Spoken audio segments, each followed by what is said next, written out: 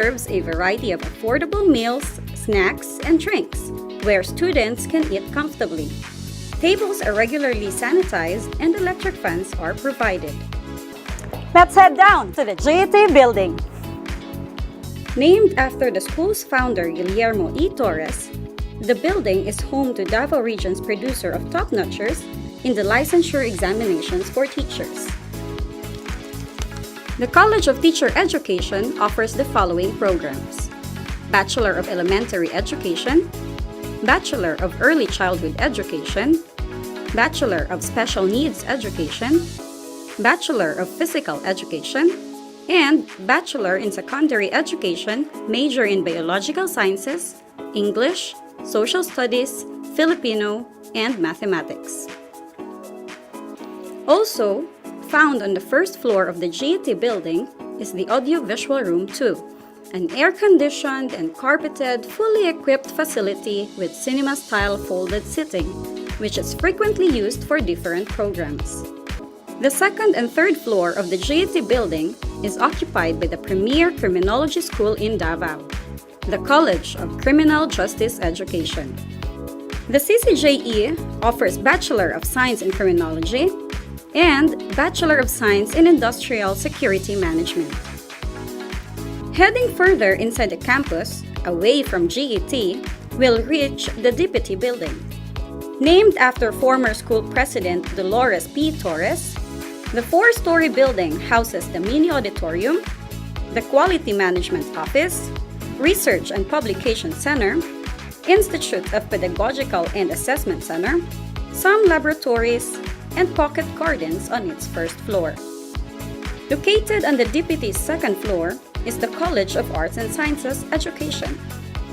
CASE offers the following programs: Bachelor of Arts in English, Bachelor of Arts in Communication, Bachelor of Science in Environmental Science, Bachelor of Science in Agroforestry, Bachelor of Science in Forestry, Bachelor of Science in Biology, Bachelor of Science in Mathematics, Bachelor of Arts in Political Science, Bachelor of Science in Public Administration, Bachelor of Science in Psychology, and Bachelor of Science in Social Work. The third floor of the DPT building houses the College of Health Sciences Education, or the CHSE. CHSE offers Bachelor of Science in Nursing, Bachelor of Science in Pharmacy, Bachelor of Science in Medical Technology, and Bachelor of Science in Nutrition and Dietetics. Sharing the floor with CHSE is the College of Computing Education. CCE offers Bachelor of Science in Computer Science, Bachelor of Science in Information Technology, Bachelor of Science in Information System, Bachelor of Science in Entertainment and Multimedia Computing, major in Game Development and Digital Animation. The topmost floor of the DPT building is home to the Creative Academic Unit of the College of Architecture and Fine Arts Education. CAFAE offers Bachelor of Science in Architecture, Bachelor of Fine Arts major in Painting. Let's head back down and you'll see that across the DPT building is our Professional Schools building. It is led by its Dean, Dr. Eugenio S. Guhao, and serves to bring globally recognized ISO standard and PACOCOA accredited postgraduate and doctorate degrees to more Davaoenos. We're about to head out now, but before we leave, let's take a look at the Oval Track and Sports Stadium. It has a 400-meter rubberized track suitable for track and field training and other sporting activities. The sports stadium served as the venue for the 2019 Palarong Pambansa. Thanks for joining this campus tour. Oh, by the way, even though is already a formidable university that is second in the whole Philippines to offer the most number of PACOCOA accredited programs, we do not rest. The administration keeps on working very hard just to be sure that more Filipinos here and abroad are able to obtain quality, affordable, and open education. Stick around as we discuss the online enrollment process and online learning management system. Hope to have you here at soon, ga!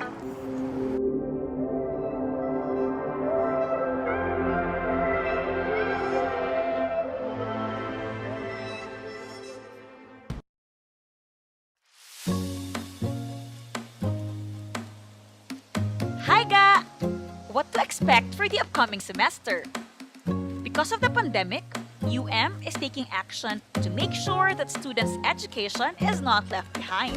Get ready for the new normal online blended learning. As per Management Committee on Instruction, presented in the Quality Management Council, the entire thing is designed as a hybrid mode of instructional delivery with online learning through the LMS as the primary platform during the pandemic transition. We have e-learning through email, SMS, and group chat. M-learning through smartphones, tablets, and other mobile devices. B-learning through Broadcast University on air. Correspondence learning, or the SIM SDL manual, which can be picked up or arranged by courier. And finally, the residential or face-to-face mode depending on quarantine conditions. In short, students should be encouraged to invest on the primary mode while taking advantage of the blenders. But don't worry, the school shall adapt to both asynchronous and synchronous learning where students can keep up with class on their own convenient pace.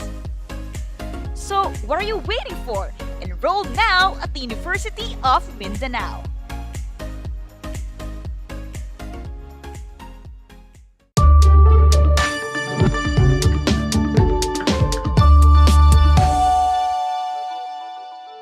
You've heard about the University of Mindanao's quality, affordable, open education that is ISO certified, accredited with various highly respected organizations, and believes in a holistic education to develop diamonds in the rough.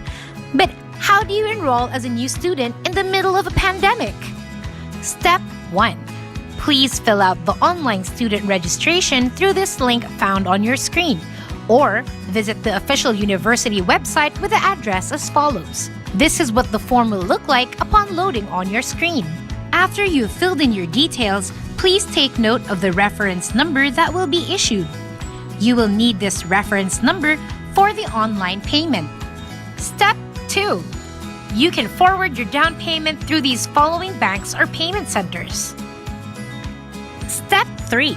Please wait for an email and text message containing your student ID number and the access code.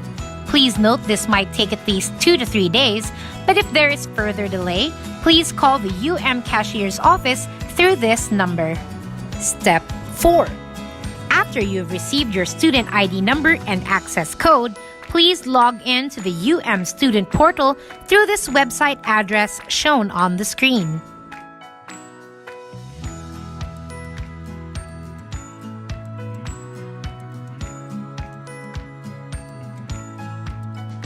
Step 5. Under the online enrollment option, please click Enroll Course. Step 6. Choose your desired session, then click the Yes option on the screen to finalize your class schedule. Afterwards, please take a screenshot of your enrolled subjects. This screenshot of your subjects will serve as your unofficial soft copy of the Certificate of Matriculation, also known as your Form 1. Step 7. The university's online enrollment system will provide you with your official UM email address. It will be sent to you via the email address that you wrote down in the student registration form, student portal, and text alert. Step 8.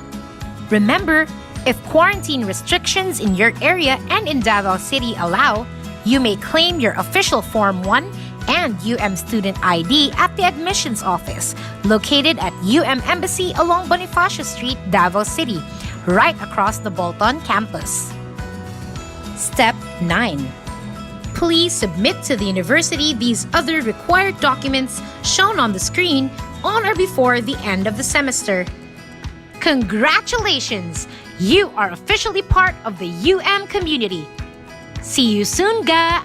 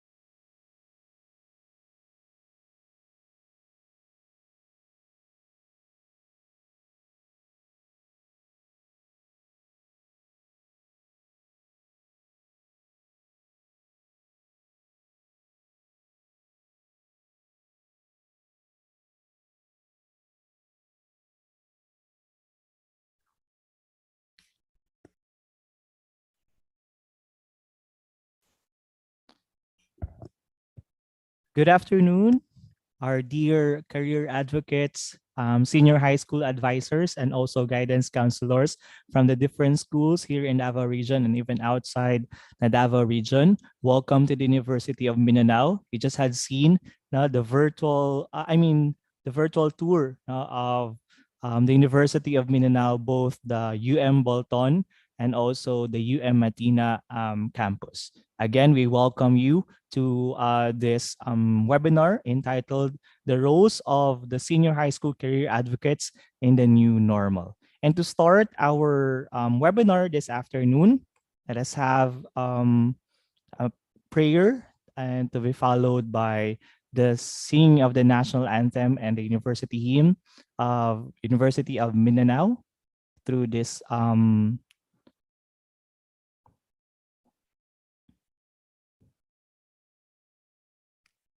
video.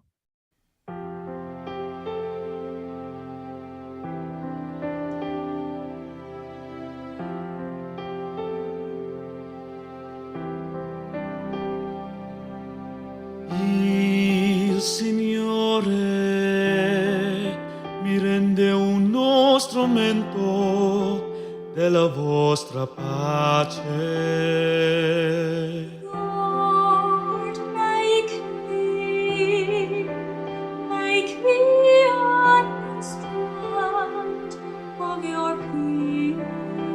Dove ci è odio, lasciarlo seminare l'amore. Where there is hatred, let me sow love. Dove ci è ferita, Where there is injury, perdono. pardon. Dove ci è dubbio, There is doubt, fede. Dove ci è desperazione, sperare. Dove ci è nerezza, illuminarsi. Dove c'è la tristezza,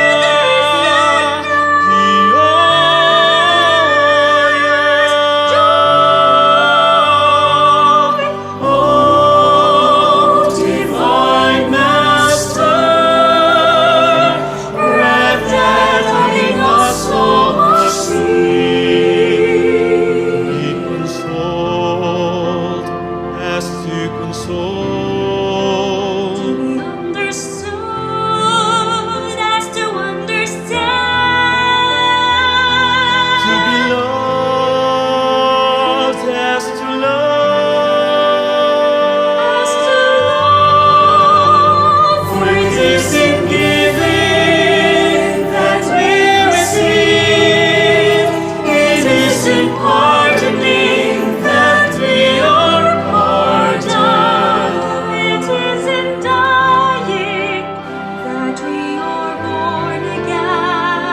It is in dying that we are born again. It is in dying that we are born again to eternal life.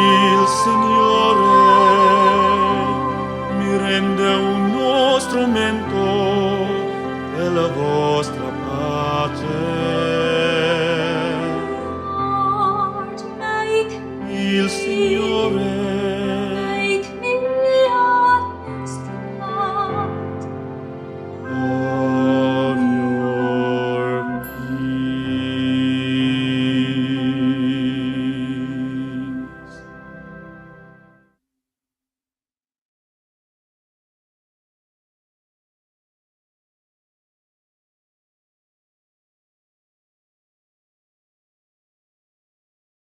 Bayang magiliw pero sa silanganan, alam ng puso sa dibdib mo'y buhay.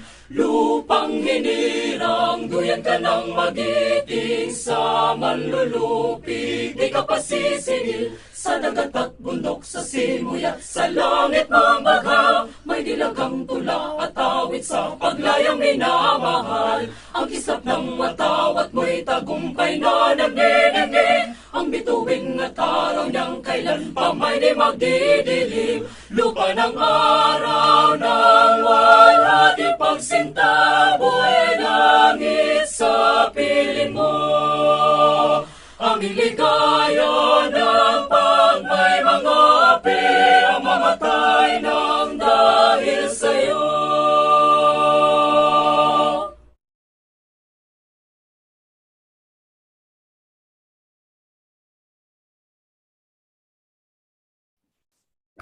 All right, again, good afternoon, everyone, and welcome to the University of Mindanao to this webinar entitled The Roles of the Senior High School Career Advocates in the New Normal. And so before we start our session this afternoon, we would like to welcome everyone.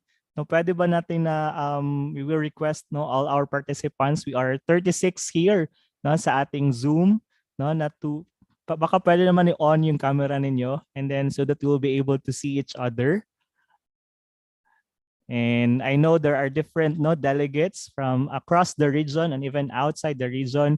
Meron po tayong mga taga Davao del Sur na ng mga schools, both public and private schools. Kaway-kaway naman po dyan. Can you wave your hands po for we recognize? Ayun. And then we also have from Davao del Norte na mga schools, both public and private schools. Can you wave your hands po para makita po natin yung mga taga Davao del Norte? Ayan, ayan. So thank you very much for joining us. And also we have outside the Davao region, meron din from Bukidnon, mga teachers, senior high school career advocates, and also guidance counselors from Bukidnon. Ayan. Ayan. So thank you so much, Sir Marcus Villamor, all the way from Countryville College Incorporated from Maramag, Bukidnon. And also, I think we also have from Davao de Oro na mga schools, both private and public schools. So kaway-kaway po dyan. And also we have from Davao Oriental, private and public schools in the Davao Oriental. We also have from Davao Occidental po na mga schools, both private and public schools. And of course, meron din tayo from all the way from Davao City. Ayan, mga delegates po natin, both private and public school here in Davao City. Kaway-kaway po dyan. Please wave your hands and also sana mas makita natin yung mga faces ninyo. Ayan.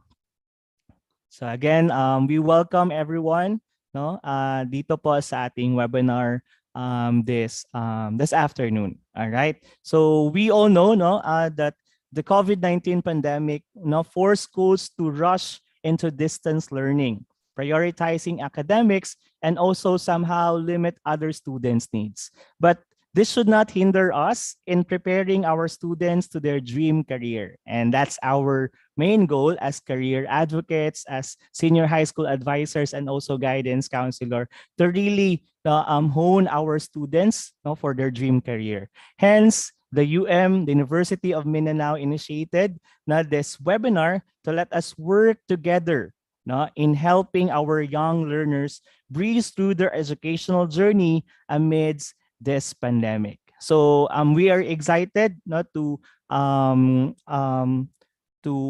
have this what we call collaboration with you, our dear senior high school advisors, career advocates, and also guidance counselor across the region and even outside the Davao region to really help our students cope up amidst this pandemic. And so this afternoon, we are very privileged to be with us, to be our resource speaker in this called webinar, The Roles of Career Advocates in the New Normal. Ladies and gentlemen, without further ado, the Vice President of External Relations and International Affairs of the University of Mindanao, Dr. Reynaldo C. Castro. Virtual round of applause, please.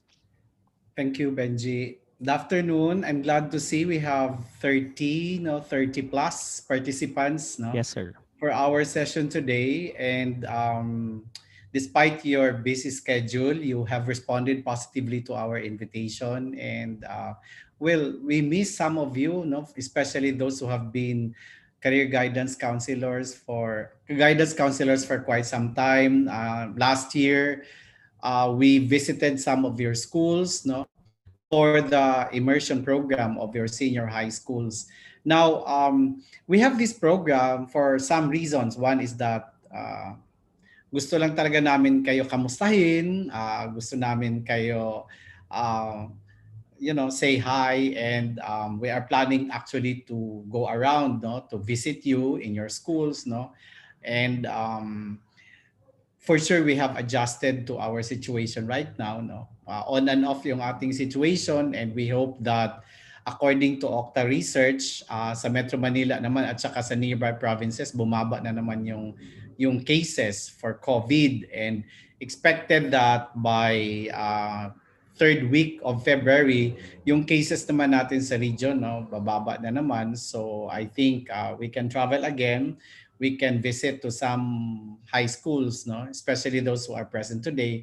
So importante makuha namin yung inyong mga contact numbers, no, yung inyong mga addresses and the like, para kayo yung aming mauna, no, mabisita, and hopefully, no, makabalik na tayo doon sa ating old normal, makapag face to face na tayo, no. Okay, so that's the first one. The second one is that we want to give you updates of about part of the capacity and capability that we into career counseling should have, is to update ourselves of the in and out in the labor market, especially kami sa University of Mindanao. We are targeting those senior high school students, no, grade 12 specifically, who are in their decision stage right now, no, kung ano ang kanilang gustong kunin sa college, para matulungan natin sila. And for sure, some of your students in senior high school in grade 12, no, pupunta sila sa inyo para at least to ask for help, no, maghingi sila ng help kung ano ang bagay sa kanila, ano ang pwede nilang kunin for college, all right? And I hope that you will listen very well, because after my session, meron tayong short activity, no? Okay, parang nagka-klase kayo, and then magki-quiz, magbibigay ng quiz. So after my session, magbibigay ako ng Menti quiz, no, Menti activity. At kung sino man ang mananalo, meron kaming merch, no? Nakapag-prepare ka ba ng ayan. So mamimigay kami ng mga UM merchandise, no? Mga items to our winners for our Menti quiz after my talk. Okay? So ayan. Thank you very much, Benji. Let me share my screen.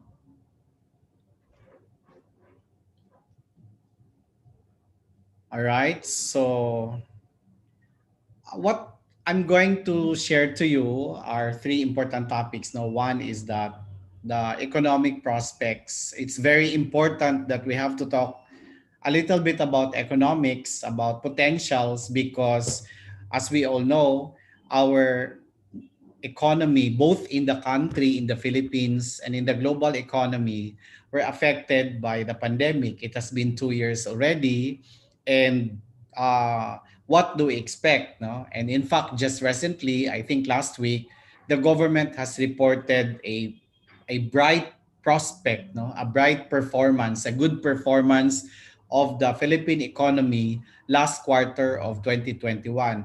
Had it not been for Omicron, for sure we have recovered a lot, no? Kung wala lang yung bagong variant for COVID, yung Omicron, posible tuloy-tuloy na sana yung ating mabilisan na recovery sa economy. And why is it that a little bit about economics? Economics 101 is very important because, of course, connected yan doon sa potential for employment, no? At kahit tayo, importante sa atin yon, no? The second one is that let's talk about there's a latest survey, no? Latest survey done by the QS and the Job Street about preferred skills and traits.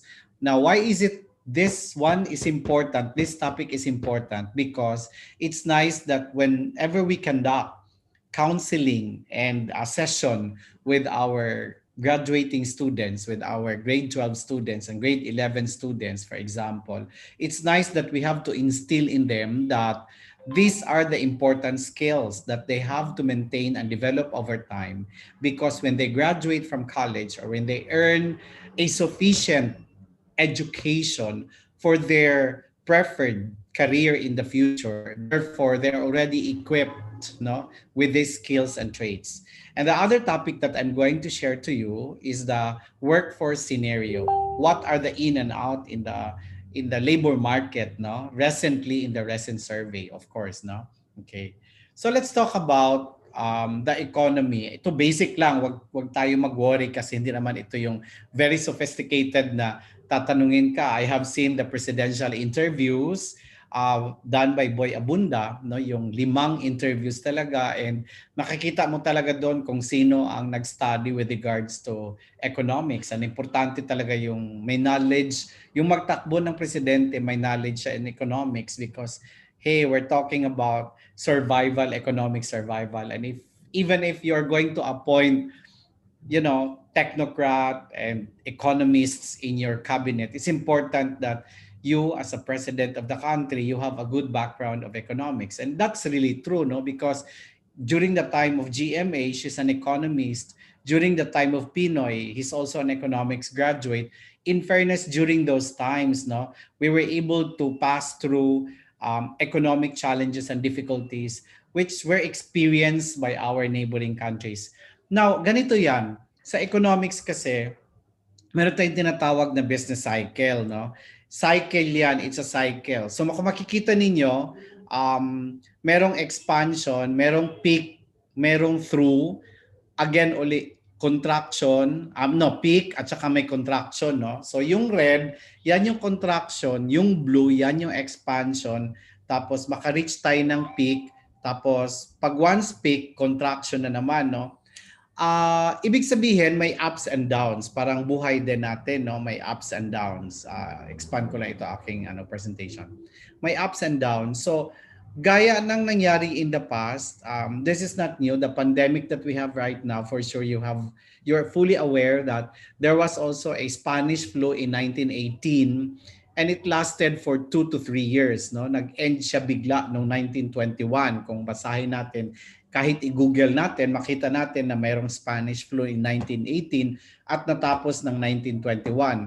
So parang sinasabi din that Omicron is the beginning of an end, di ba? Because the case of South Africa is telling us that Omicron started in South Africa, and look what happened to South Africa right now. No, cases are very low since the time that they started. The Omicron started in that country. So, well, the pandemic started in 2020. Practically in the country, it's 2020, and expectedly that by 2022 or even next year, tapos na ang pandemic, no? Ibig sabihin mawala na talaga siya because of science, because of discovery and the like, especially if we can reach the herd immunity of 80% or even more, all right?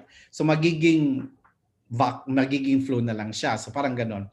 So my point is that merong kasabihan that in order for the economy to recover, then it has to experience some downfall. In order for the economy to go up, then it has to experience some downfall. So for sure, nasa mababang phase tayo ngayon ng economy. And once you have reached the lowest point in the economic cycle or in the business cycle, there's no other way but also to go up. You know, everybody must work hand in hand for the economy to grow, to go back to its, higher position. All right. So what I'm trying to say is that there is a bright prospect for our students, no? For our grade 11 and grade 12. Even us, tayo, no? We're experiencing a challenging time, no? A challenging moment for all of us in many aspects, in economics, in health, in mental, in relationship, and so many other aspects. But the thing there is that there will really come a time that we can recover, no? So papunta na tayo sa phase na magre-recover na ang ating economy. And perfect yan because we have grade 12 students, and it will take quite some time. So ibig sabihin, posible na yung time na yon, ma-experience nila yung recovery, and by the time that they will graduate, for sure in college, no, um, well, the economy will go back to its normal course. Okay? So, ibig sabihin, lampasan lang talaga natin yan. No? Lampasan lang talaga natin, and history actually tells us that it's really happening. There's a cycle. There's a life cycle, there's a business cycle, there's an economic cycle. Okay? All right. Kung may question kayo mamaya, pwede kayo mag-ask ng question, no? Sige. A time of crisis is not just a time of anxiety and worry. It gives a chance, an opportunity to choose well or to choose badly. You know what? Itong mga SM, Henry C, and some other businessmen, they invest, they expand their market during the time of crisis. Why is that so? Because during the time of crisis, not everybody are into expanding their business or doing their business. So when everybody is in chaos, wherein everybody is out of control, then this, multinational companies like SM, for example, or Henry C and Ayala's, they are very clever enough on where to put their money and expand their business. So I think we have to learn something from them, that during this time of crisis, then we have to learn how to survive. No, there are opportunities. It's not all nays, it's not all negative, but there are for sure potentials and opportunities for us to grow, for us to learn. No, just like for example tayo sa academic institutions, sa eskwelahan, no. Noon, prior to pandemic, our neighboring countries, they have been doing digital platform in the learning, no, in the instruction. I'm in charge of the international affairs. So during pre-pandemic period, I have visited so many universities and academic institutions, even in just our neighboring countries, no, in Indonesia, in Thailand, in Malaysia, and in Singapore, in Taiwan, no. Wag na lang yung Japan at saka Singapore siguro kasi masyado advanced sila. But they are already using digital technology in their instruction. In fact, there's one university in China that I have visited to, that yung robot ang mag-assist sa iyo, no? So sasabihin mo, for example, the robot will tell you that, hello, welcome. And then if you want to go around the campus, tour the building, yung parang AI nila, no? Yun ang mag-assist sa iyo. So, and over time, gumagamit na rin sila ng mga online platform in their instructional learning, no? Meron na rin sila synchronous and asynchronous. Tayo Pilipinas, wala, hindi pa talaga tayo nag-a-adapt. But because of pandemic, napilitan tayo na mag-adapt ng technology, mag-adapt tayo sa online platform. Kasi I do not know, no? Masyado tayo hesitant in adapting technology, full adoption. Meron na pa konti-konti. In fact, kami sa University of Mindanao, we started doing that pre-pandemic with our graduate school. But it was difficult for us to cascade the digital platform, the digital learning to our tertiary level, probably because some faculty don't like to adapt it, no? And probably students, no? There are so many ifs and buts. But the thing is that the pandemic has pushed us to the wall, and that leave us no option at all but to adapt technology, no, in our instruction. So the same thing, no? What I'm trying to say is that even in the time of crisis, we have to see the opportunity. There are chances, there are potentials, and there are opportunities that we have to take advantage, no? Ayan. In fact, sabi ko sa mga estudyante ko sa graduate school, this is the best time for you to pursue your master's and doctorate degrees, because online, no? You don't need to travel, di ba? And when you do research, when you do your thesis and dissertation, you're encouraged to do qualitative research, no? Konti lang ang respondents mo sa qualitative research because you have limited, you are not required to, as much as possible, you are encouraged to limit your number of respondents or participants. Therefore, pwede ka talaga mag-quali instead of the usual quantity that you need to have at least 200 respondents, no, in your study. So there's really opportunity. Pursue, study, no. Huwag din tayo matulog sa kangkungan. Kung halimbawa nag-pandemic, I mean, 1 to 2 months, okay, time for us to reflect. Pero wag naman 2 years na ang pandemic at wala pa rin tayong ginawa, no, to improve ourselves, to improve our system, to adjust, no, na makapag-adjust na tayo sa situation, all right? So that's what I'm telling to my students in the graduate school, that this is the best time for you to pursue your education, your master's, and your doctorate. So that's a typical example of look for chances, look for opportunities, and look for potentials even in this time of pandemic. So let's talk about the survey done by LinkedIn. No? There's a survey done by LinkedIn that shows that 92% of the HR professionals and hiring managers are now focused on soft skills, no? Because, wrong spelling, they are considered more important than the hard skills. For sure, tayo mga nasa eskwelahan, we have observed that we have a different generation now, no? Iba na ang ating henerasyon ngayon, no?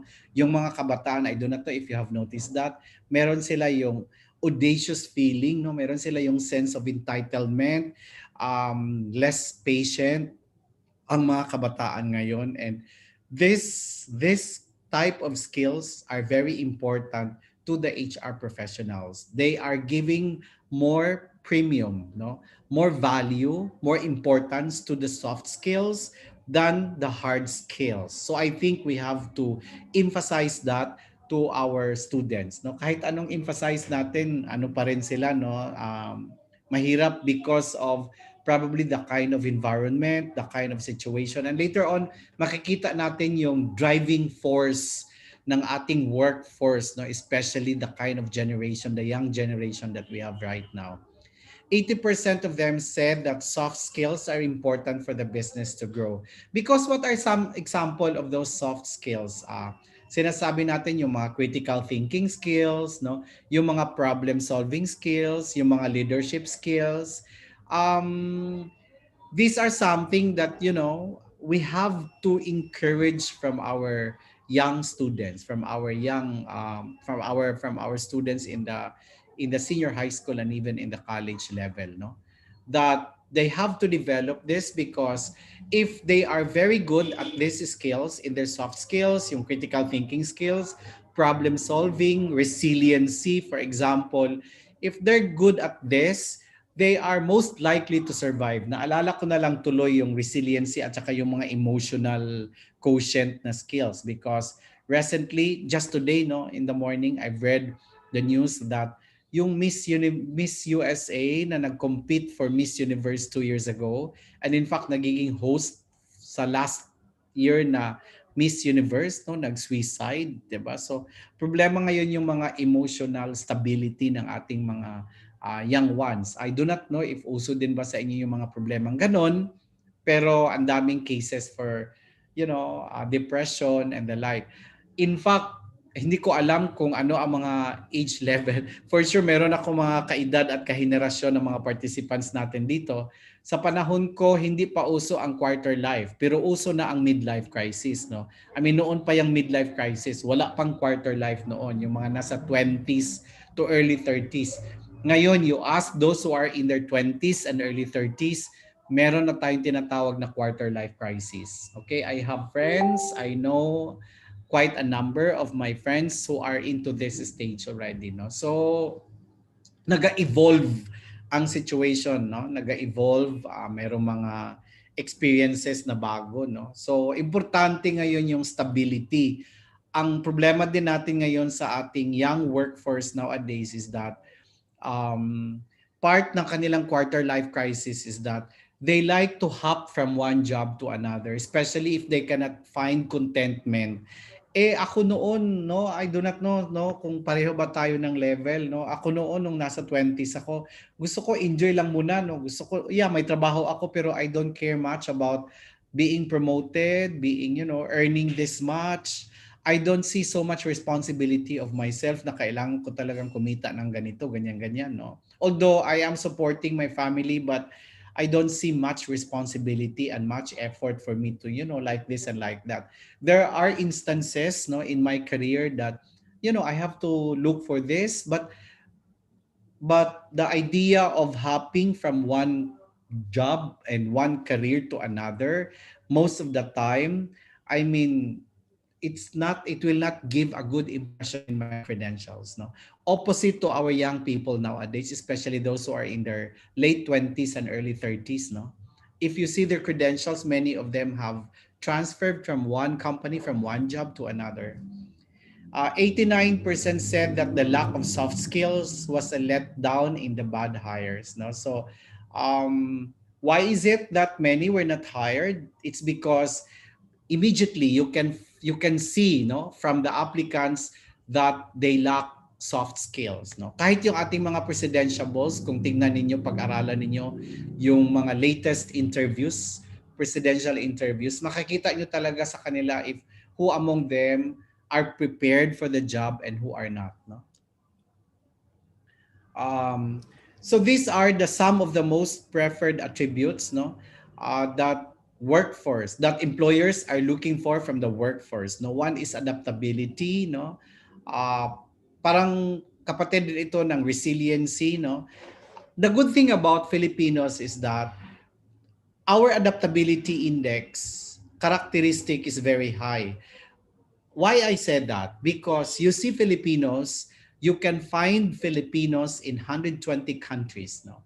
And next to India, I mean our close competitor to overseas contract workers is India, no? In the globe.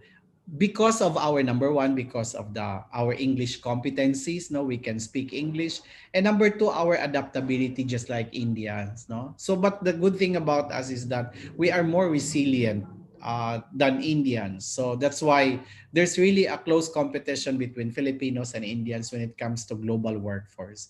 So this is one good thing about Filipinos, and that's why many countries prefer to hire Filipinos.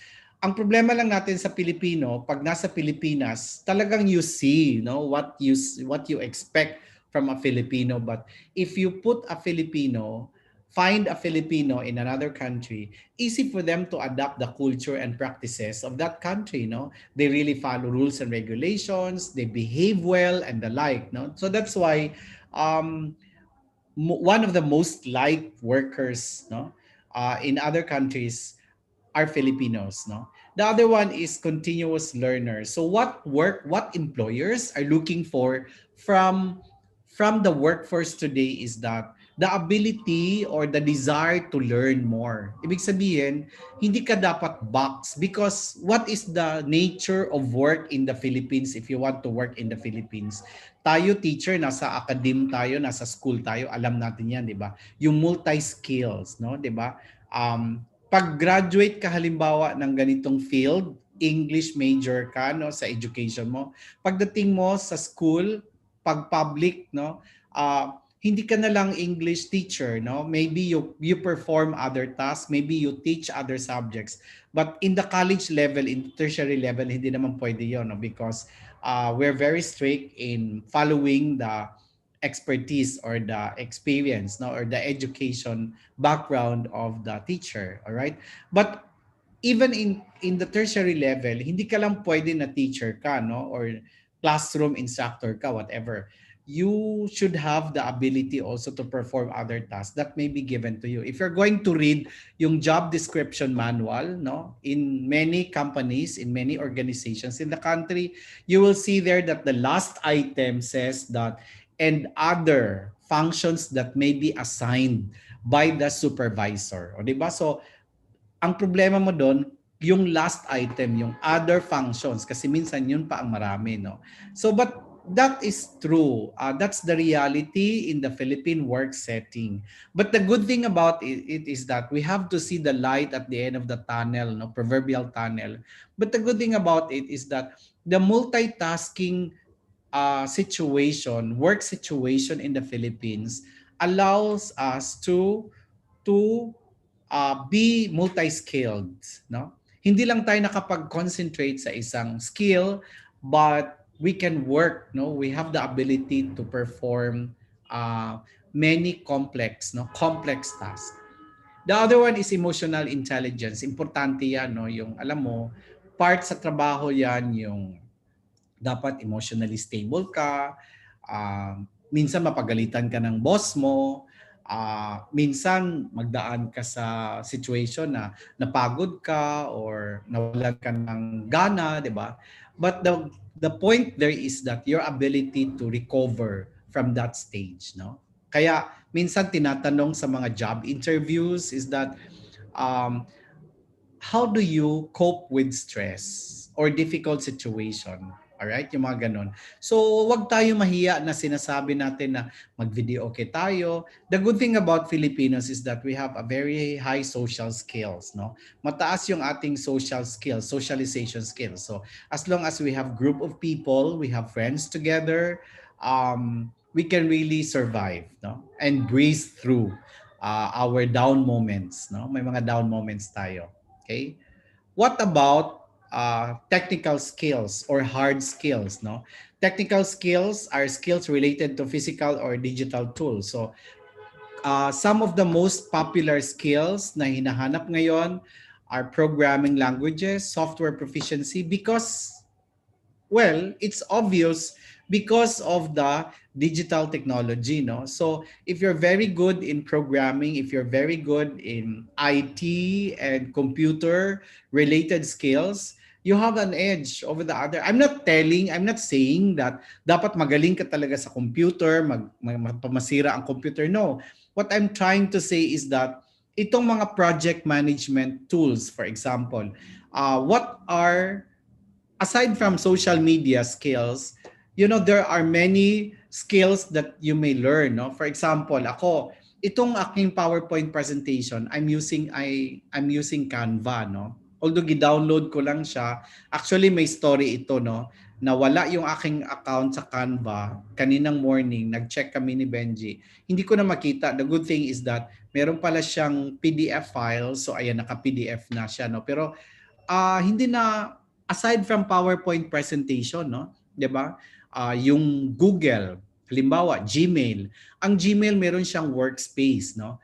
Almost everything the workspace can do so many stuff, no? Technical and management tool and productivity tool na rin siya, no? So you can store many files, you can communicate with your team, you can have meeting with your team and the like. And in fact, some of us probably in our schools, we are using Workspace or Gmail or Google for our online learning, di ba? There are Google na free siya, but there are also Google na premium ang kanyang account. So what I'm trying to say is that dapat alam ng isang workforce ang mga ganitong productivity tools. So sinasabi, halimbawa tayo, no, teachers, sinasabi ano ang nangyari sa iyo during pandemic? Probably isang magandang sagot doon is that I've learned various project productivity technical tools, no? Like for example, after my talk, sabi ko sa inyo, magki-quiz ako,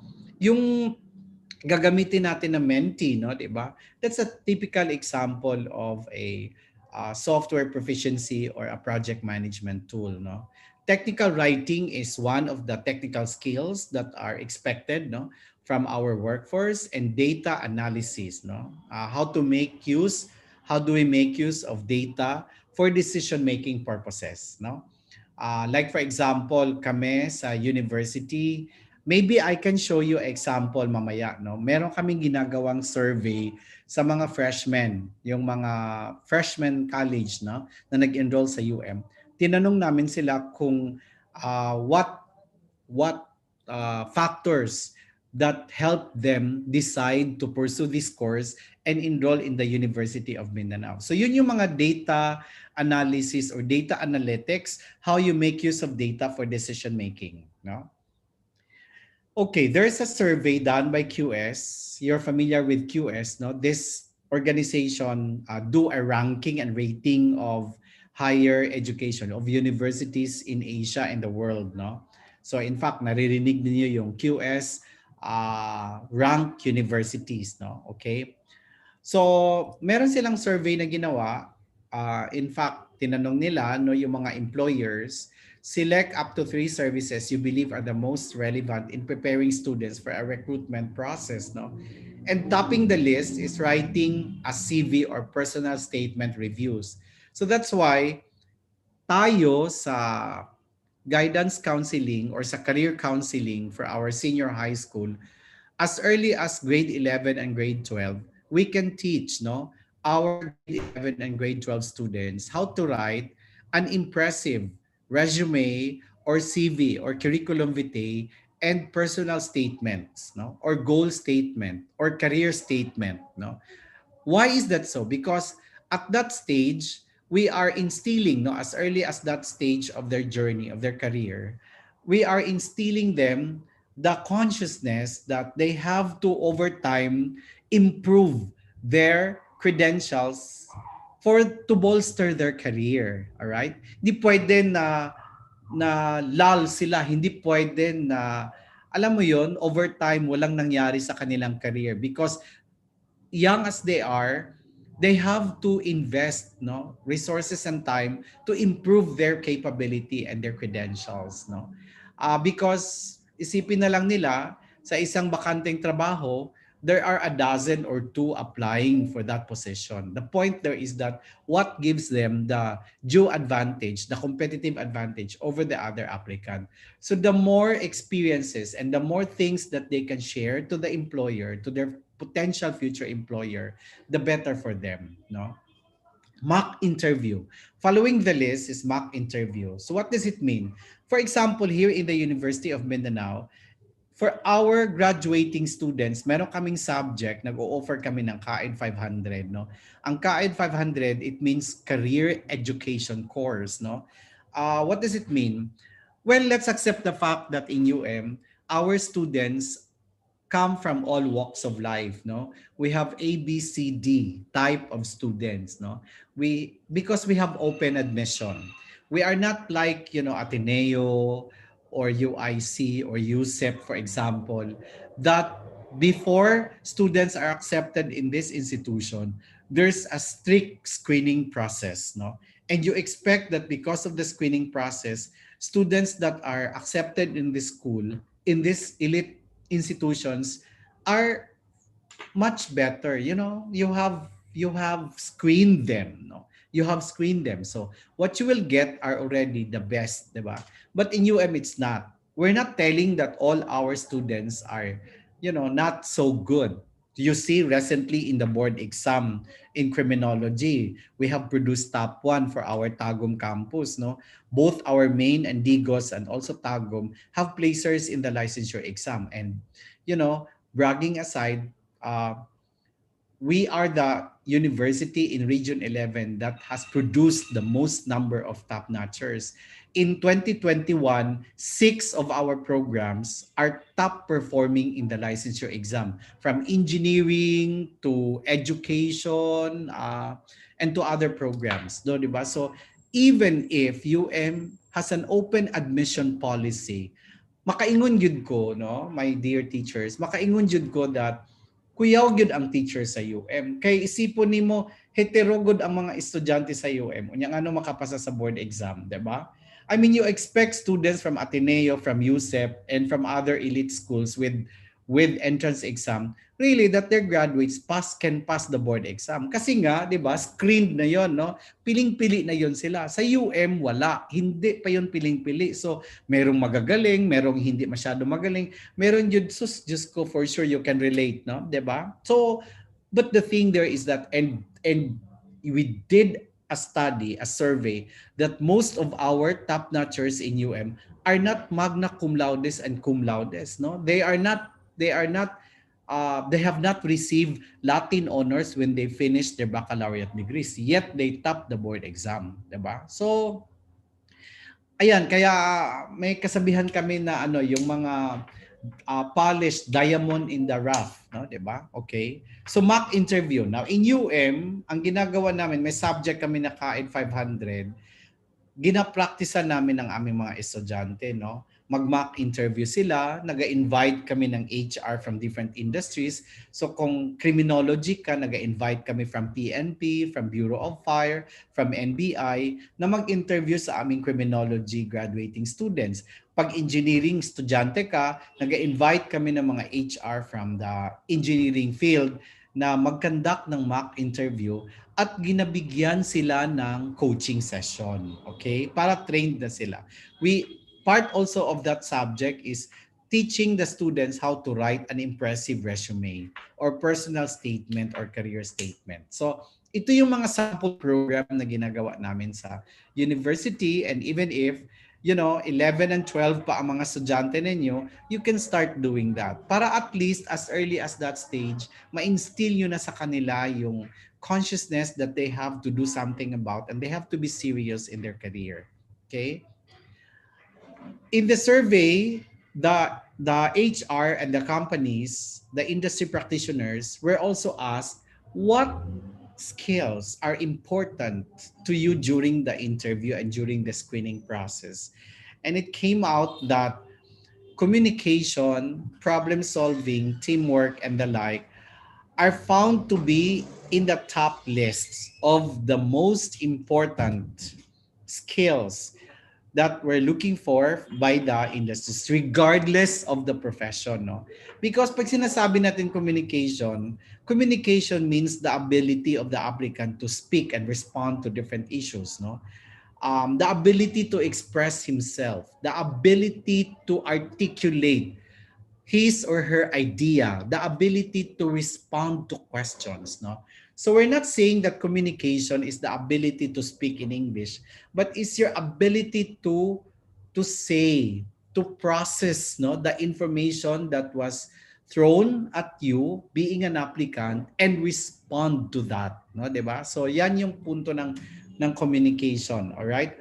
The other one is problem solving. So there are situations that were given, how the applicant can respond to that, no? Yung mga ganyan, all right?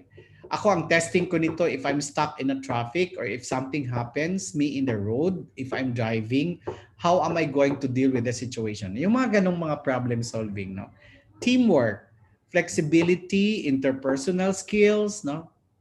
Resilience, organizational skills, data skills. So ito yung mga listahan ng mga skills na importante sa mga employers, no, nowadays. So tayo, career counselors, importante sa atin that we give emphasis on these skills. So halimbawa, kami sa university, we are really doing so many activities and programs that will enhance the communication skills of our students, no? Yung teamwork, yung problem solving, and flexibility. Next up is that if these are the important scores, no, mentioned by the respondents in the survey, nakikita naman nila during the application ang gap, no? At number 1 in the list is the problem solving, no?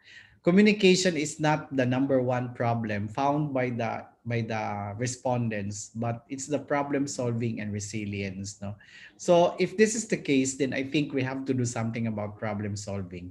Let's try to match the expected skills of the industry and the reality. So para bang expectation versus reality, no? Okay, all right. These are the top 10 hiring industries, no? The survey is done by JobStreet, based in the Philippines, done in 2021. So call center and IT-enabled services, no? The average salary is 31,000, and then you have government and defense. So tumaas kasi ang demand for government during the pandemic because normal yan that during economic downturn, ang government talaga muna ang mag-i-spend, and during that time government hires more, no? They were hiring for more people, for more workforce, kaya tumaas ang listahan ng nasa government and defense. Jobs that are related to human resource management, to education, computer IT, manufacturing, retail and merchandise, healthcare, construction and building, and others, no? Okay. And these are the top 10 in-demand specialization also from the same survey of JobStreet in September 2021. So topping the list is education, followed by customer service, financial general. Kaya nga sa education, no, maganda sa atin dahil kahit walang face-to-face classes, maintain pa rin, no, ang demand for education. Mataas pa rin ang demand for teachers, and isa tayo sa masuswerte na sector. Although kami sa private, affected kami, but yung nasa government, challenging sa inyong part, but in terms of employment, merong opportunities, no? Okay. Ayan, so continue tayo sa listahan. Number 6, healthcare. Number 7, security and armed forces. Number 8, human resources. Number 9, IT. And number 10, general work, driver, housekeeper. So ito yung top 10 in-demand specializations. What are the drivers of change for future workforce? Number 1 in the list is the new behavior. I already mentioned that, you know, the generation nowadays, the young generation, is different. Yung ating iGen, no? This is shaped by social media and the web and the IT, no? Because the information is right at their fingertips. Easy for them to learn information, and it's easy for them to bash.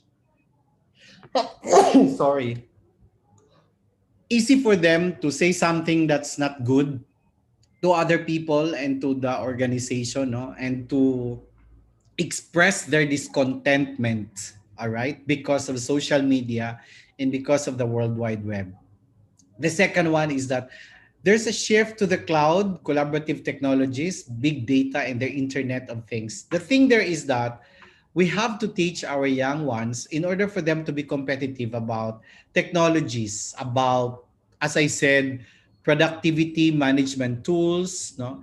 Them using, for example, the online learning, no, that you have in your schools will actually give them the competitive advantage over those who don't have any knowledge about technologies at all, no?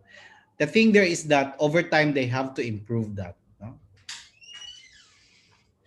Number 3, you have there the millennial workforce, new attitude, expectations, and ways of working. What does it mean? It means that the millennial workforce have high expectations. High expectations in their salary, no? In their career. Dapat sa kanila gusto nila na the earliest possible time, aakyat agad sila sa kanilang career, no?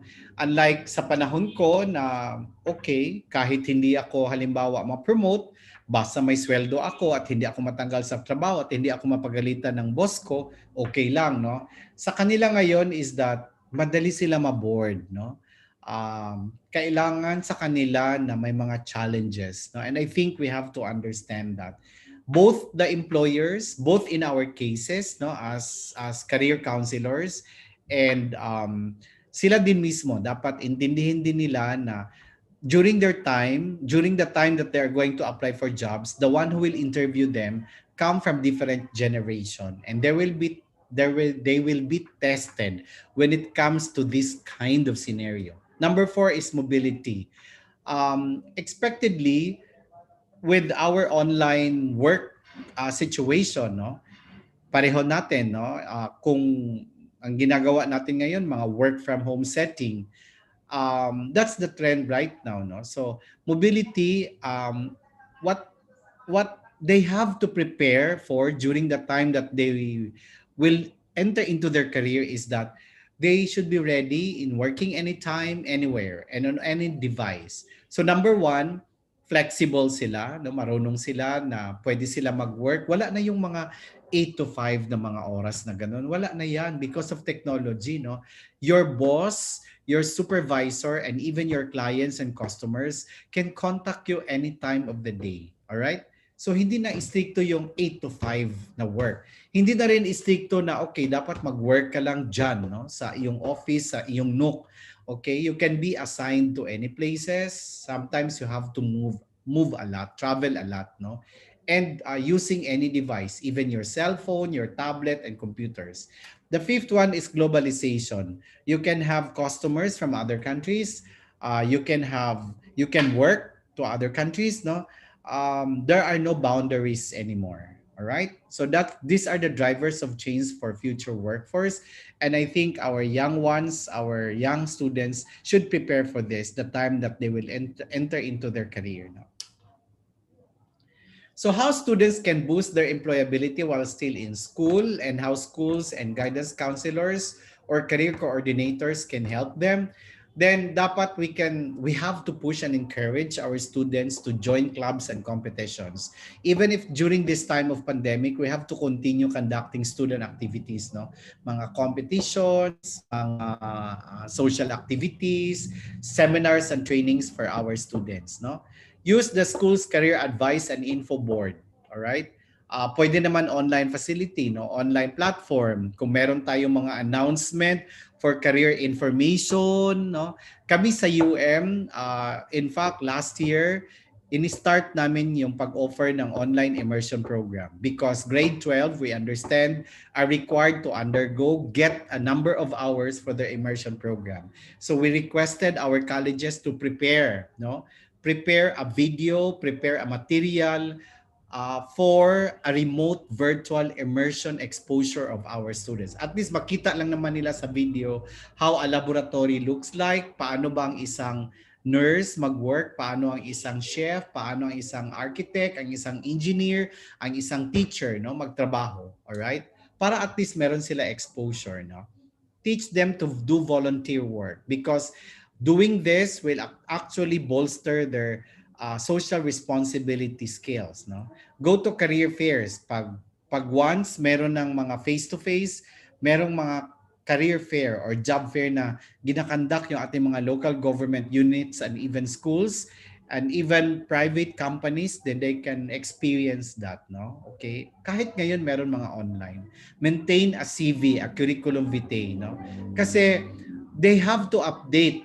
Kahit as young as now, pwede na sila mag-maintain ng kanilang curriculum vitae para, alam niyo yun, hindi naman pwede mag-stagnant yung information ng ating CV, no, over time. Kailangan naman talaga ma-improve yan siya. So, kung ngayon, halimbawa, half page lang, baka after 2 years, mag 1 page na yon, and then after few years, dadami na yung information niya because at least siya mismo ma-assess niya na kailangan ko pala ma-improve yung aking experience at saka yung aking skills. Kulang ako sa ganitong skills, okay, mag-enroll ako. Kulang ako sa ganito experience, okay, mag-volunteer ako, no? Kahit ako nung college, no, gumagawa ako ng paraan na pwede ako makapag-volunteer para at least, no, ma-enrich ko yung aking experience, alright? Internship, work experience. Iba talaga pag once immerse ang isang estudyante sa work, makikita niya yung feel, no, at mafe-feel niya kung ito ba ang work para sa akin. That's part of the preparation stage ng ating mga estudyante for the world of work and for his or her future career. Network. Importante na as early as now, marunong na mag-network ang ating mga estudyante. Sa Pilipinas, medyo negative ang connotation ng networking sa atin, no? Kasi pag once may kilala ka, backer ka, sinasabi nila, lalo na daw sa government, nakapasok ka lang dahil may backer ka, no? Ang sa private kasi, ang konsepto kasi sa private, merong reference person because it's not enough na what you know lang ang basis. Dapat it's what you know, it's both what you know and whom you know. Ano yung what you know? Of course, skillful ka, competent ka, may alam ka sa trabaho, both hard and technical skills. I mean, soft and technical skills. Yung whom you know, dapat merong person of respectable position who can vouch of your credentials, who can vouch the truthfulness of the things that you have mentioned in your application letter and in your resume. You know what I mean, no? So hindi pwede ganon. So kaya doon papasok ang backer sana. Iba-back up kita dahil kilala kita, no? Hindi kita iba-back up dahil pamangkin ka or for utang ng loob purposes, whatever purposes is that, ibaback up kita dahil alam ko, kilala ko na you are capable of performing the job. No? So ganun sana dapat. And we have to teach our young ones to develop the skills of networking. Ibig sabihin nun, dapat matuto na sila na makipag-grab elbow sa who's who. In fact, I'm telling my students in college and even those who are about to graduate that dapat matuto kayo makipagkaibigan doon sa mga more mature and more successful. Why? Kasi 'di ba, may kasabihan tayo na tell me who your friends are and I will tell you who you are. So kung if you have friends who are more mature and successful in their career, the kind of conversation and the kind of learning that you will get from these people is something, it's more mature also. No? The perspective that a young one at 21 years old na nakipag-friend or nakipag-grab elbow for someone in their 30s and or who are successful already in their career or who have rich experience when it comes to career and jobs, will help this 21 years old enrich his perspective also about work, especially if they belong to the same career. You know what I mean? So kung halimbawa isang accounting graduate or isang teacher education graduate, 21 years old, at meron na siyang mga kakilala who have been working as a teacher for quite some time, the perspective of that more senior individual na maimigay niya sa 21 years old na education graduate will help the 21 years old enrich his or her perspective. 'Di ba? So ganun 'yon. Saan ko yan nakuha? Kasi nung estudyante pa ako at bago ako nag-graduate, ang mga kakilala ko na nung nag-work ako, yung aking dean, no? Yung mga teachers ko, estudyante ako, ang mga rub elbow ko, yung mga teachers ko. Kaya nung nag-graduate ako, yung dalawang teacher na kakilala ko, sila ang nag-recommend sa akin para makapagtrabaho ako sa UM, no? So that's the point, no? So we have to teach our young students the skills to network. They can take special or short-term courses. At least, no, it can bolster their credentials, no, their qualifications. Hindi lang yon ang kanilang alam, kundi meron pa silang alam na iba. I remember when I applied for teaching post, ang requirement kasi sa college, no, kung magturo ka sa college, dapat at least master's degree, no. Kaya nung in-interview ako sa HR, medyo tinaasan ako ng kilay ng HR. You know, the audacity, no, the nerve of you to apply. Parang kulang na lang sabihan ako ng ganon, na the nerve of you to apply a teaching post in the college level na hindi ka pa masters, wala ka pang experience to teach, tapos nag-apply ka na, bagong graduate ka lang, no, di ba? Pero nung binasa niya yung aking CV at nakita niya na, ano ka pala, dating editor-in-chief ka sa school paper at kailangan ng isang pwede magamit yung experience na yon, pwede ka magiging advisor ng school paper, di ba? Tapos nabasa niya na I have competed in many academic competitions, no? In many writing and speech competitions, di ba? So that's something na, you know, it can give value added feature sa isang aplikante na, meron ka palang ganito. And if you're going to compare your experience and your credentials and the information that you have provided in your CV compared to other applicants, you already have the edge, no? Okay? So we have to encourage our young ones, our students, no, to take special or short-term courses. Like pwede naman siguro driving kung gusto nila, technical, because if you know how to drive, lalo na kung mga companies, no, kung mag-i-issue ng car, mag-i-issue ng sasakyan, marunong ka na, or meron ka bang mga computer lessons na in-enroll, pinag-aralan, di ba? So it will give you the competitive edge. So I'm going to end my talk by saying that career is not just about one's educational attainment, but it's an aggregate of various factors. So career is not just about your diploma, it's not about your bachelor's degree, but it's all about many, many factors, many, many things. Your experience, no? How you have survived a downfall in your life, the number of people that you have met, no? and so many other factors. That's why in a job interview, I have been telling our students that the job interview is the final deciding factor of an HR, of a hiring officer, because from there, the hiring officer can have a better gauge of so many things, no? Of confidence, of the experience, of the communication skills, of the honesty and integrity, and of the ability, the overall ability, no? The overall packaging of the applicant. Makikita mo yan, no? Even if hindi naman siya masyado spontaneous. That's why even in presidential interviews, no? If you're serious about it, if you're going to give so much value of presidential interviews, makikita mo talaga who are knowledgeable on a particular topic and who is more competent in the overall perspective based on overall performance, no? So the interview really, you can see, no, the competence of a person, the ability, no, the potential of the person to perform what is expected from that person. Okay? So, yan, maganda siya, no? Career is not just about one's education attainment, but it's an aggregate of various factors. It's so many factors. It's not just about your education. It's not just about grades. It's not just about your academic achievements and the like, but your experience, no? How you have breathed through in the life, no? Difficulties. In fact, isang magandang question yan is that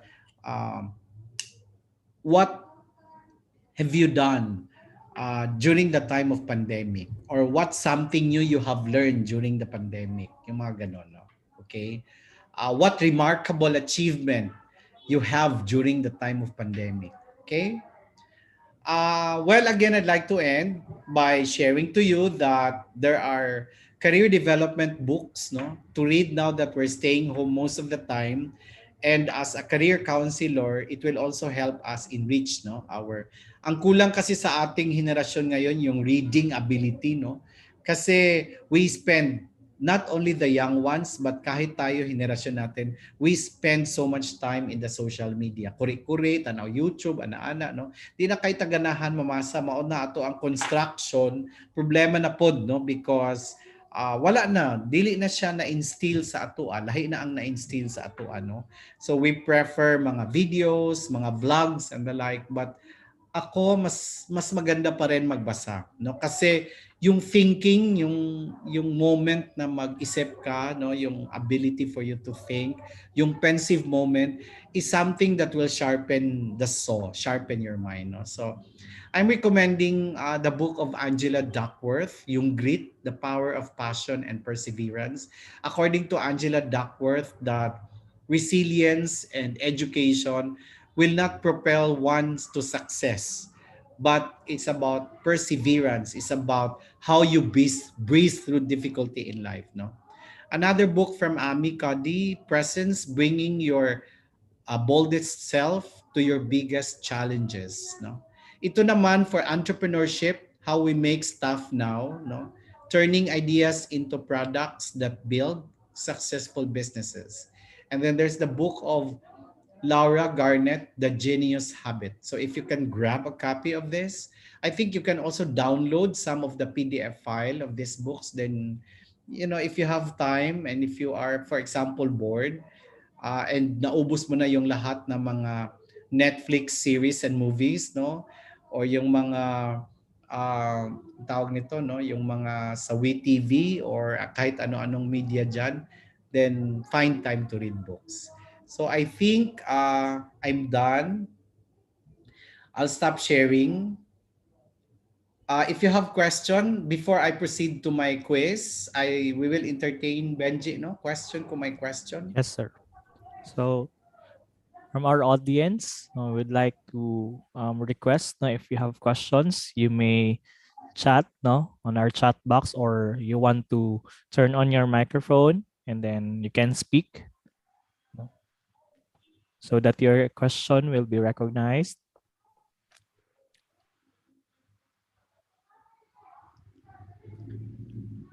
Sige, pwede pa naman sila mag-question mamaya, baka hindi pa sila ready, but I can Yes. proceed to my mentee, no? As I said that we will select siguro 2 winners, no, for our Menti quiz. And All right, sir. pag-visit natin sa kanila, if our winners will come from the provinces or from other areas, we will bring, no, we will just get the name and then we will bring. So please open Menti. Present ako, no? Present. So you can go to have another tab po, then go to menti.com. Menti, and then the code is 14304179. Please go to menti.com and then use the code 14304179. Ayan, may player na tayo nakapasok.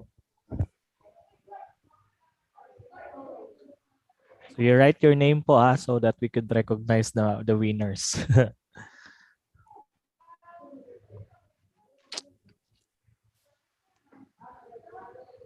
And so we're still waiting other players. So far we have 5. So dito sa ano natin sa Zoom we are 45. So we're very thankful po for joining our webinar this afternoon. So we have 11 na, no? Sige, Yes. pasok pa yung iba. Let's wait for the others. Pag may mga question kayo, huwag kayo mahiya. Please magtanong, no? I'll try to answer your question.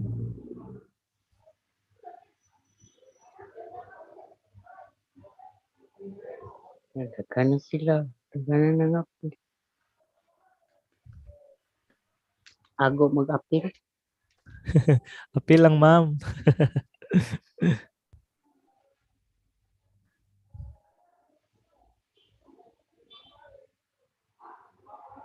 So 22 na so far po, sir, ang nagsali sa ating Menti. We have 22, okay? Sige. Join pa kayo because our prizes po are merch, no, from the university. So mostly makagamit nyo for your office works, and soon pag mag face-to-face na, magamit nyo sa inyong lecture. So yung mga ganito kasing mga mga app or productivity tool can also help us, no, in our classes. Magiging interactive siya, at least mag-enjoy yung ating mga estudyante. So lalo na tayo mga teachers, we need to also update ourselves para hindi din naman tayo always na, alam niyo yun, nagsasalita lang and the like. We have to be interactive also. We have to go with the flow. We have to go with the trend, with what are the expectations of our students and our market. Then we also have to follow that. Sige, I think we have 26. It's enough, no? So we can start. Yes, sir. Get ready with your gadget there. So let's start. Answer fast to get more points. This refers to the recovery period in the business or economic cycle through expansion or peak. Yung ating economic cycle kanina. 4, 3, 2, 1. Time's up. Time's up. Wow, 13 got the correct answer. The answer is expansion. Yung pro, yun yung pinakamababa, no? Hindi yun siya ang recovery, yun yung bagsak ang economy. Yung peak naman, yung nasa taas na talaga, no? Hindi na yun after recovery. Meron tayong sinasabi na there's no other way when you reach the peak but to go down, no? Kaya once, minsan, I do not know if you're familiar with the term, yung mga economic bubbles, no? Yung mga sobrang taas na ng economy and bigla putok siya, magbagsak yung ekonomiya, no? Okay, so we have 13. And let's find out who are in our leaderboard. After the first question, we have JM. We'll be choosing 2 winners, sir, no? Yeah, 2 winners. All right. So JM, Glory, and Clark. All right, congratulations. Let's proceed to our next question. Here we go. Answer fast to get more points. Adaptability and emotional intelligence are examples of bonus question to. Soft skills, hard skills, none of the above.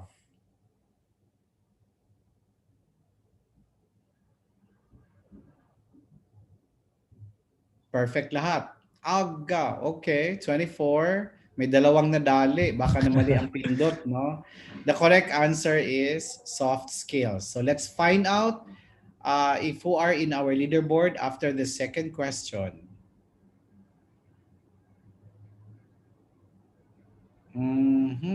Okay, we have JM still number 1, followed by Robert. But Dilag was the fastest for the second round, but it was not enough for Dilag to dislodge those who are already at the top. Let's proceed to our next question. Here we go. Get ready with your gadgets. The most relevant aspect in the hiring process is based on the survey, interview performance, referrals, or resume content.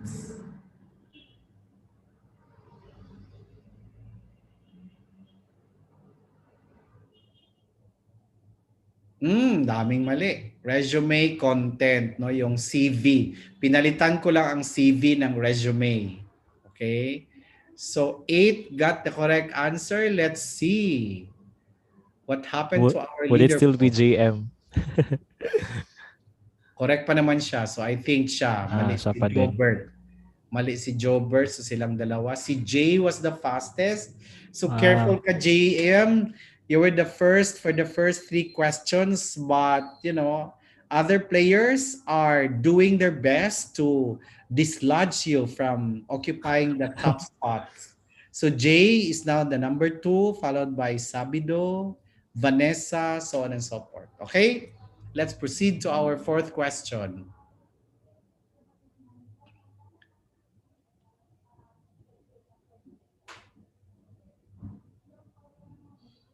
While communication is the most preferred skill, survey shows that blank is the gap seen in most of the applicants. Is it flexibility, problem solving, or resiliency?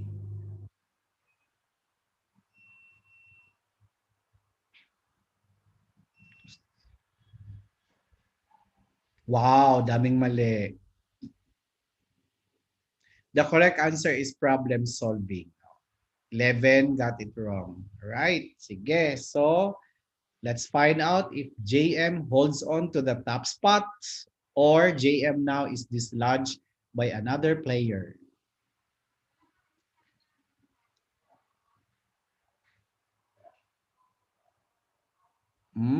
Jay was the fastest still. So, being the fastest was enough to dislodge JM. So, Jay now in the top spots. Okay? Correct ka nga, pero mahina naman pagkapindot. Mayroong iba na mabilis sa iyo, then ma-dislodge ka, no? Okay? Sige. On to our last question. So, this can make or break those who are in the top spots, no? Like from 1 to 5. Here we go with our last question.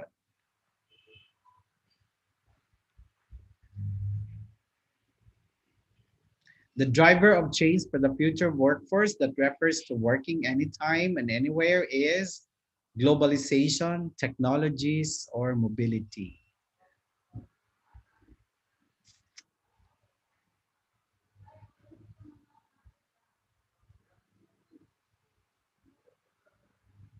Ha! Daming mali. Mobility is the correct answer. Mobility is the correct answer. Okay. So here we go. Let's find out who is our winner, our first and second, who will receive a UM merch, no? Dun, dun, dun, dun. Are you guys excited?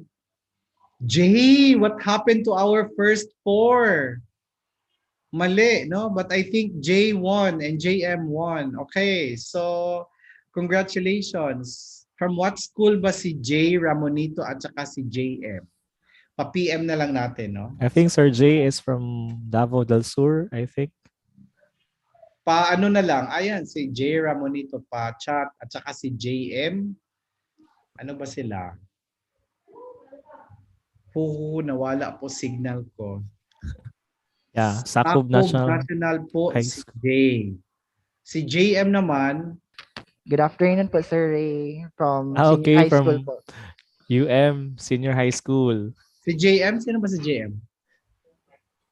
John JM, Michael one po, of sir. John Michael. Okay. So, Itim, one of the okay. senior high school teacher here in Where UM, is sir. Sakub bench? Ha? Where is Sakub National High School? Sakub, it's in Hagonoy, sir. Davao del Sur. Okay. Sige, we'll go Yeah. to Hagonoy, Davao del Sur. Tama ba? No? We'll go to Yes. Hagonoy and we'll bring the Thank you, sir. prize of Jay. No? Congratulations Alright, to our congratulations, winner. sir. Sige, so I do not know if you have question. Yung first na mag-ask ng question will give also merge. So, ask questions po.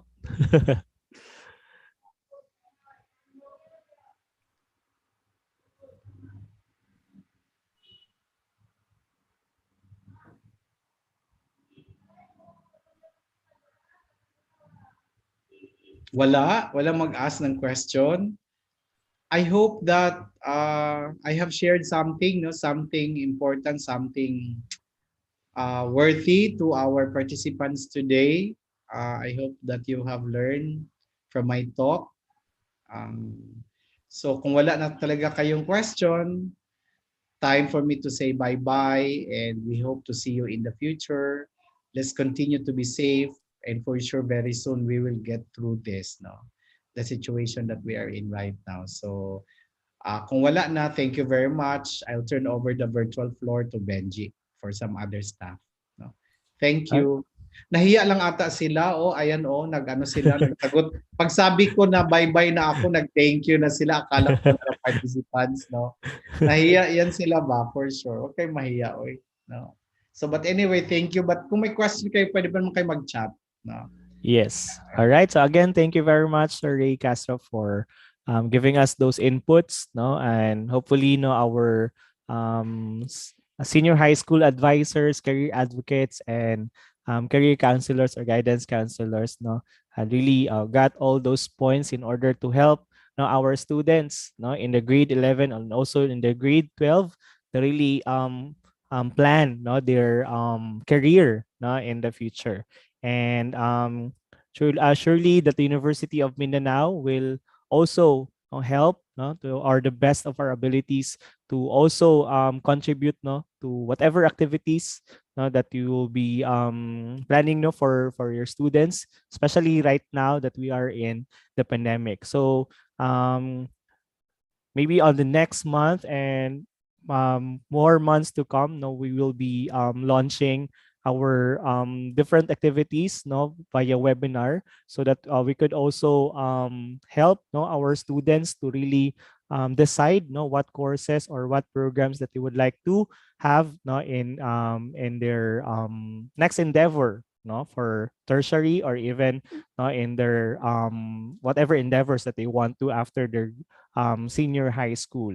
So since I've already got your emails, so we'll just be contacting you through those emails that you've put, no, on our those registration.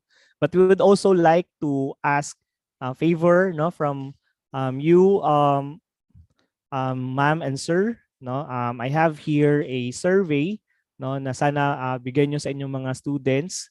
This is a career choice survey, no, that we are conducting here in the University of Mindanao, so that we could also know what are the choices of our senior high school, no, students, no, in terms of different indicators, no, of their choices, no, in choosing their career, in the future.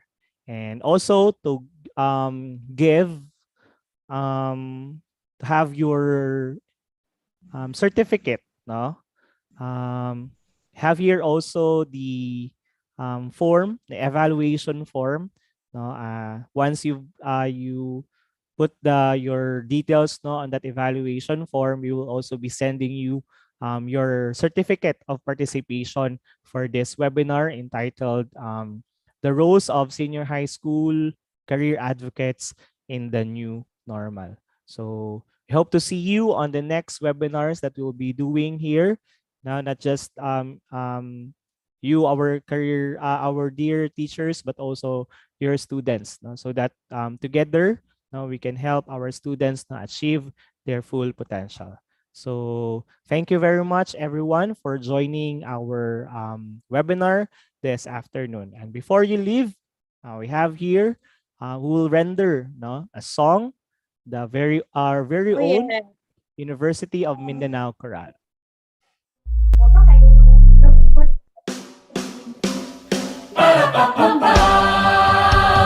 Mama told me not to waste my life. She says, spread your wings, my little butterfly. Don't let what they say keep you up at night. And if they give you shh, then they can walk on by. My feet can't touch the ground, and I can't hear a sound. But you just keep on running up your mouth. Yeah, walk on over there, 'cause I'm too fly to care. Oh yeah, your words don't mean a thing. I'm not listening. Keep talking. All I know is Mama told me not to waste my life. She says, spread your wings, my little butterfly. Don't let what they say keep you up at night. And they can't tame you, 'cause wings are made to fly. And we don't let nobody bring us down. No matter what you say, it won't hurt me.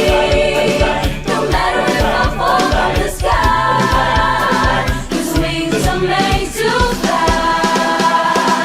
Hey, hey, hey. Wow. Firing up on the runway, you know we're gonna get there someday. We don't need no ready, steady, go, no. Doctors into air, 'cause I don't even care. Oh yeah, your words don't mean a thing. I'm not listening. Keep talking. All I know is Mama told me not to waste my life. She says, spread your wings, my little butterfly. Don't let what they say keep you up at night. And they gotta tame you, 'cause wings are made to fly. And we don't let nobody bring us down. No matter what you say, it won't hurt me. No matter if I fall from the sky, 'cause wings are made to fly. Say hey, hey, hey, hey. I don't need no one saying hey, hey, hey, hey, hey, hey, hey. You better keep on walking. I don't wanna hear you talking, boy. You better keep on walking. I don't wanna hear you talking. Words don't mean a thing. I'm not listening. Keep talking. All I know is Mama told me not to waste my life. She said, spread your wings, my little butterfly. Don't let what they say keep you up at night. And they can't tame you, 'cause wings are made to fly. And we don't let nobody bring us down. No matter what you say, it won't hurt me. No matter if I fall from the sky, 'cause wings are made to fly. And we don't let nobody bring us down. No matter what they say, it won't hurt me. No matter if I fall from the sky, 'cause wings are made to fly. ナオ島から来日した合唱団の皆さんは歌と息の合ったダンスパフォーマンスを披露しました。 Thank you so much po, everyone. And we will just also send you, no, the copy of the PowerPoint presentation. I mean the presentation of Dr. Ray Castro to your respective emails po. Thank you very much po, everyone, and see you next time po for another webinar. God bless po.